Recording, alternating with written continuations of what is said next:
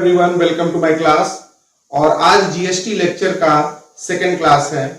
अगर आपने हमारे चैनल का फर्स्ट लेक्चर मिस कर दिया है तो कोई बात नहीं, आप सबसे पहले पहला लेक्चर जाकर देख लें, लिंक डिस्क्रिप्शन बॉक्स में दिया हुआ है।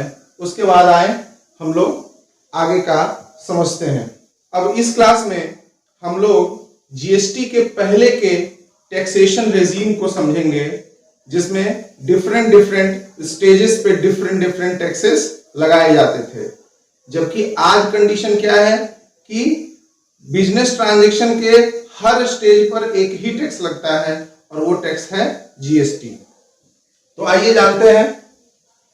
सबसे पहला, जब भी कमर्शियल एक्टिविटी की शुरुआत होती है तो शुरुआत कहां से होती है? शुरुआत होती है मैन्युफैक्चरिंग से, प्रोडक्शन से। तो मैन्युफैक्चरिंग और प्रोडक्शन से रिलेटेड जितनी भी एक्टिविटीज होती थी उस पे क्या देना पड़ता था? एक्साइज ड्यूटी, यानी कि उत्पाद शुल्क। ठीक है। और एक्साइज ड्यूटी कब देना पड़ता था? Removal of goods from factory. जब हम फैक्ट्री से गुड्स को क्या करते थे? निकालते थे। किसके लिए? बेचने के लिए। ठीक है। तो टैक्सेबल इवेंट वहां पर क्या था? Removal of goods from factory. ठीक है।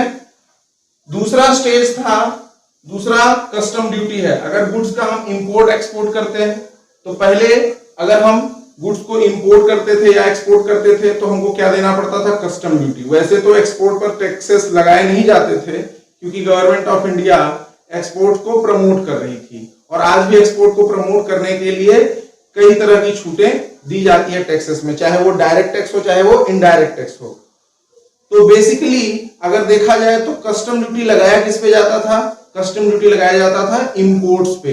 और कुछ कंट्रीज के इंपोर्ट्स पे तो बहुत ज्यादा कस्टम ड्यूटी लगाया जाता था।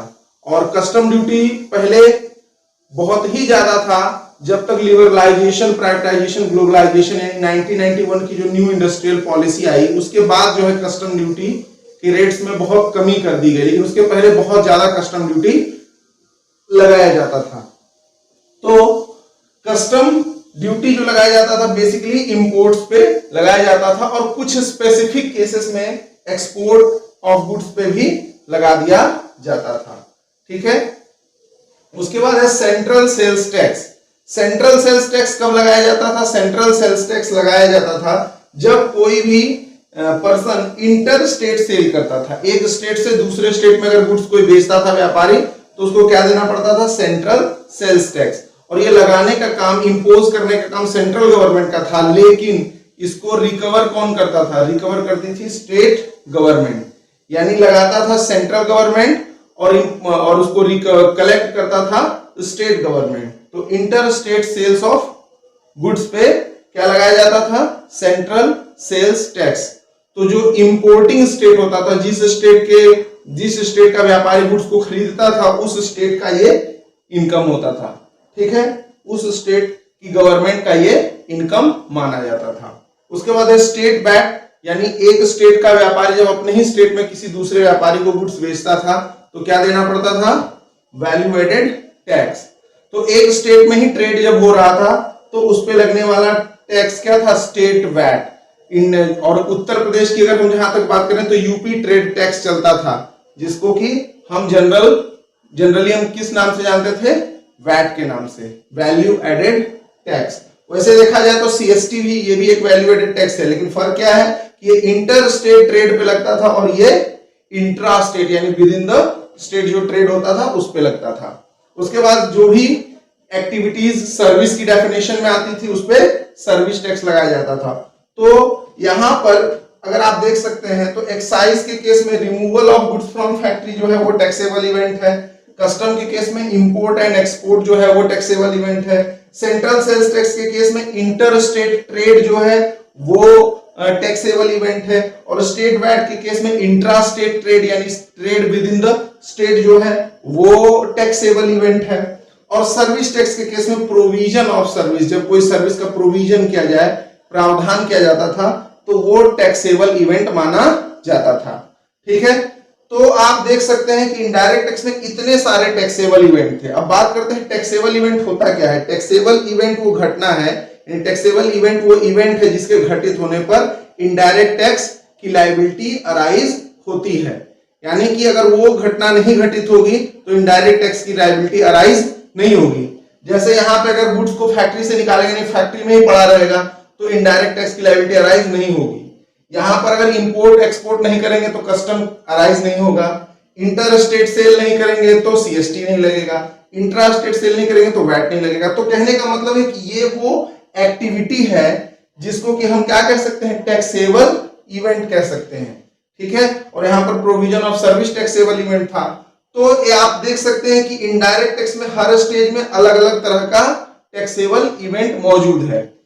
अब आप यहां पर देख सकते हैं कि सबको मिलाकर जब जीएसटी बना तो जीएसटी में क्या दिया गया, सिंगल टैक्सेबल इवेंट।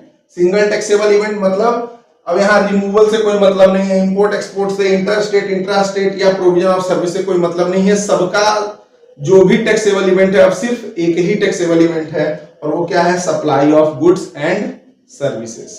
यानी जीएसटी की लायबिलिटी अराइज होगी कब, जब किसी भी एक्टिविटी को गुड्स की सप्लाई या सर्विस की सप्लाई या supply of goods and services both मानी जाए।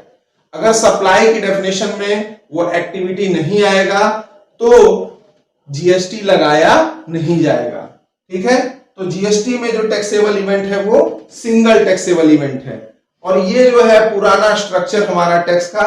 और इसके अलावा भी और भी बहुत सारे टैक्सेस हैं, जैसे entry tax, luxury tax, entertainment tax, उन सबको भी सबसम कर दिया गया जीएसटी के साथ, जिससे कि सीमलेस जो हमारा ट्रेड है वो सीमलेस और हैसल फ्री हो गया, और बिना किसी दिक्कत के अब जो है क्रेडिट लेने में, यानी इनपुट टैक्स क्रेडिट, पहले भी इनपुट टैक्स क्रेडिट जो होता था उसका सेनवेट क्रेडिट का सिस्टम था, लेकिन अब जो सिस्टम है उसको हम लोग इनपुट टैक्स क्रेडिट सिस्टम बोलते हैं, जो कि पहले वाले से ज्यादा बेटर है।